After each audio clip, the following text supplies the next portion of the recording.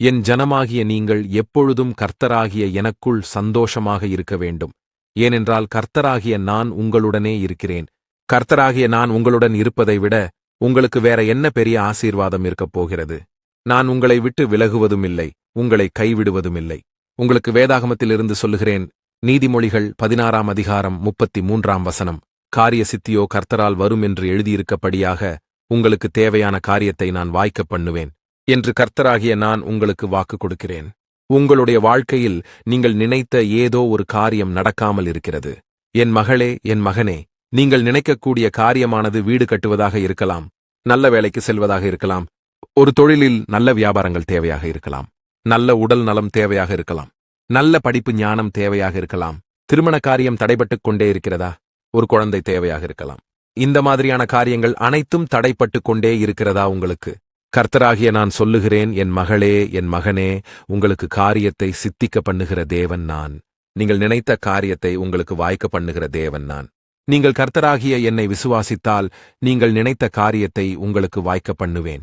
என் ஜனமாகிய நீங்கள் நினைத்த காரியத்தை நான் வாய்க்க பண்ணுவதற்கு நீங்கள் என்னிடத்திலே உண்மையாக இருக்க வேண்டும். நீங்கள் என்னை நோக்கி ஜெபிக்க வேண்டும். நீதிமான்களாக வாழ வேண்டும். யாருக்கும் தீமை செய்யக்கூடாது, யாருக்கும் பாவம் செய்யக்கூடாது. நீங்கள் கர்த்தராகிய என்னிடத்தில் ஆசீர்வாதங்களை பெற்று நீதிமான்களாக வாழ வேண்டும். நீங்கள் என்னுடைய ஆசீர்வாதத்தினை பெற்று மற்றவருக்கு உதவ வேண்டும். நீங்கள் என்னுடைய நாமத்தினை பெருமைப்படுத்த வேண்டும். நீங்கள் உணர்ந்து பார்த்து வேத வசனத்திற்கு உங்களை ஒப்புக் கொடுத்து வாழ வேண்டும். நீங்கள் வேத வசனங்களின்படி நடந்து கர்த்தரின் அற்புதங்களைக் காண பொறுமையாக காத்திருக்க வேண்டும். நீங்கள் உங்கள் வாழ்க்கையிலே கர்த்தருக்கு என்ன பிடிக்குமோ அதை நிறைவாய் செய்வேன் என்று உங்களை ஒப்புக்கொடுங்கள். உங்களுக்கு கர்த்தராகிய நான் காரியத்தை வாய்க்க பண்ணுவேன். நீங்கள் ஜெபத்தினிலே என்னை நோக்கி சொல்லுங்கள், ஆண்டவரே, உங்களுக்கு ஏதுவாய் நடக்க என்னை ஒப்புக் கொடுக்கிறேன். நீங்கள் விரும்புகிறபடி செய்ய என்னை ஒப்புக் கொடுக்கிறேன். நீங்கள் நினைக்கும்படி வாழ என்னை ஒப்புக் கொடுக்கிறேன். நீர் காரியத்தை வாய்க்க பண்ணும் என்று விசுவாசியுங்கள். அப்பொழுது நான் உங்களுக்கு இறங்கி உங்களுக்கு அற்புதங்களையும் ஆசீர்வாதங்களையும் நிகழ்த்துவேன். உங்களுக்கு வேதாகமத்திலிருந்து சொல்லுகிறேன். எரேமியா 1ஆம் அதிகாரம் 8ஆம் வசனம். உன்னை காக்கும் படிக்கு நான் உன்னுடனே இருக்கிறேன் என்று எழுதியிருக்கபடியாக என் மகளே, என் மகனே, கர்த்தராகிய நான் உங்களுடனே இருக்கிறேன்.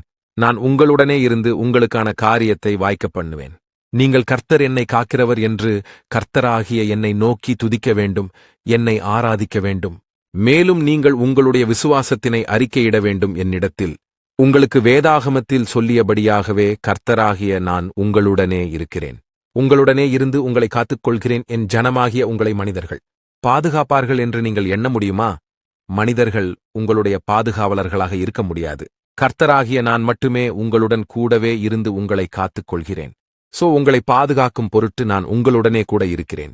அதுதான் உங்களுக்கு பெரிய பாக்கியமும் ஆசீர்வாதமும் ஆகும். என் ஜனமாகிய நீங்கள் எந்த இடத்தில் இருந்தாலும் சரி, நீங்கள் வேலை செய்யும் இடத்தில் இருந்தாலும் சரி, நீங்கள் தொழில் செய்யும் இடத்தில் இருந்தாலும் சரி, நீங்கள் பள்ளி கல்லூரிகளில் படித்துக் கொண்டிருப்பவர்களாக இருந்தாலும் சரி, ஊழியம் செய்பவராக இருந்தாலும் சரி, என் ஜனமாகிய நீங்கள் எந்த இடத்தில் இருந்தாலும் அந்த இடத்தில் கர்த்தராகிய நான் உங்களுடனே இருக்கிறேன். நீங்கள் கர்த்தராகிய என்னை விசுவாசிக்கிறீங்களா? நான் உங்களை விட்டு விலக மாட்டேன். ஆண்டவர் உங்களுடனே இருக்கிறார் என்பதை நீங்கள் உணர வேண்டும். ஆண்டவர் நம்முடன் இருக்கிறார் என்பதை நீங்கள் உணரும்போது உங்களுக்குள் இருந்த பயம், வேதனை, துக்கம், கலக்கம் இவையெல்லாம் உங்களை விட்டு விலகிப் போகும். உங்களுக்கு தைரியம் வரும். கர்த்தர் என்னை பாதுகாக்கும்படி என்னுடனே இருக்கிறார் என்று உங்களுக்கு மன நிம்மதி கிடைக்கும். இதற்கு நீங்கள் கர்த்தராகிய என்னை விசுவாசிக்க வேண்டும். பிசாசானவன் உங்களை மறைந்திருந்து தாக்குவான். கர்த்தராகிய நான் மட்டுமே அவனுடைய தந்திரத்தை அறிந்து அவனிடத்தில் இருந்து உங்களை பாதுகாப்பேன். விசுவாசம் உங்களிடத்தில் இருந்தால் உங்களை எதுவும் சேதப்படுத்தாது. நீங்கள் என்னை நோக்கி ஜெபத்தினிலே விசுவாசத்தோடு சொல்லுங்கள், ஆண்டவரே, நீங்கள் என்னை பாதுகாக்கிறீர், என் கூட இருக்கிறீர், எனக்குள் இருக்கிறீர், அதற்காக உமக்கு ஸ்தோத்திரம் என்று சொல்லுங்கள். அப்பொழுது உங்களுக்கு பயம், வேதனை, துக்கம், கலக்கம் உங்களிடத்தில் இருந்து விலகி உங்களுக்கு மகிழ்ச்சியும் சந்தோஷமும் பெருகியிருக்கும். அதனால் என் ஜனமாகிய நீங்கள் பயப்படாமல் இருங்கள். உங்களுக்கு வேதாகமத்தில் இருந்து சொல்லுகிறேன். மீகா 7ஆம் அதிகாரம் 15ஆம் வசனம். உன்னை அதிசயங்களை காண பண்ணுவேன் என்று எழுதியிருக்கபடியாக என் ஜனமாகிய நீங்கள் விசுவாசத்துடன் இருந்தால் உங்களை அதிசயங்களையும் அற்புதங்களையும் காண பண்ணுவேன்.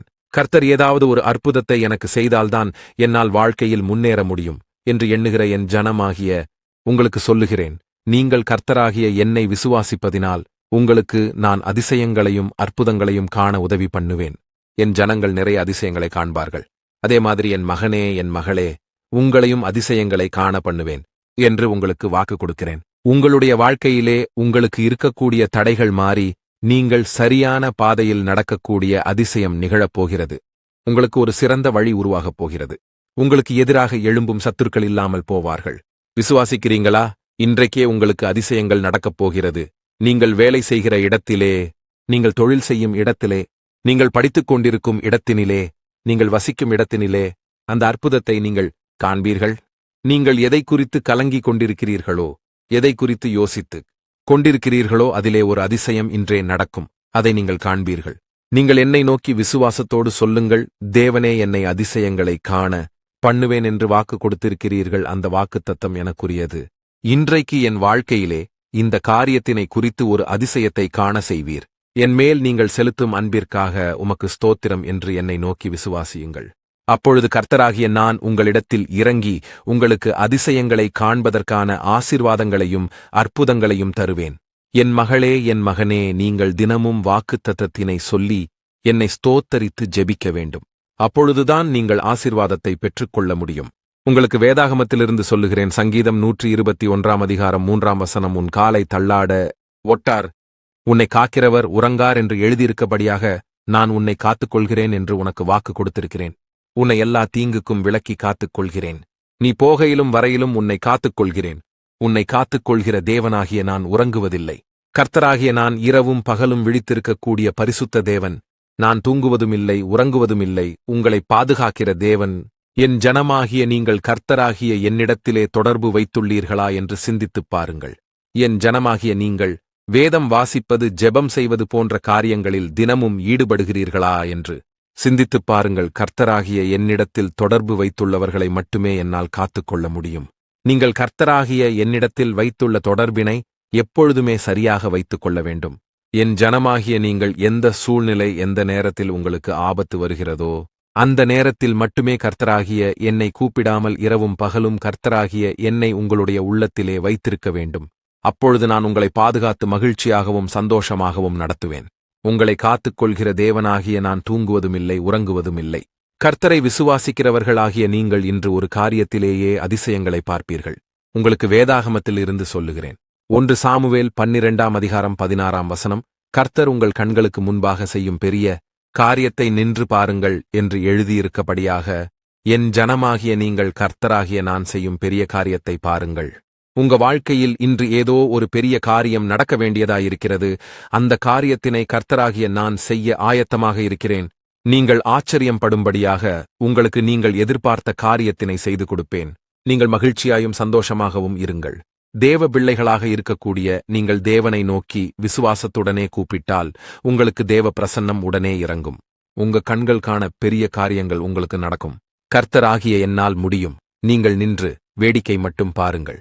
கர்த்தராகிய நான் உங்களுக்கு அற்புதங்களை செய்து விடுவேன். உங்களுடைய வாழ்க்கையிலே, உங்களுடைய குடும்பத்திலே, உங்களுடைய வியாபாரத்திலே, உங்களுடைய வேளையிலே, உங்களுடைய ஊழியத்திலே போன்ற ஏதோ ஒரு காரியத்திலே உங்களுக்கு ஒரு கலக்கமும் பயமும் இருக்கிறது. இனி நீங்கள் நின்று கொண்டு அந்த காரியத்தினை பாருங்கள். அந்த காரியத்திலிருந்து உங்களை ரட்சித்து உங்களை ஆசீர்வதிப்பேன். நீங்கள் விசுவாசிக்கிறீர்களா என்னை? உங்களுடைய சூழ்நிலைகளை பார்க்காமல் கர்த்தர் ஆகிய என்னை பார்த்து துதியுங்கள், எனக்கு ஸ்தோத்திரம் சொல்லுங்கள். அப்பொழுது உங்களுக்கு அற்புதங்களும் ஆசீர்வாதங்களும் கிடைக்கும்.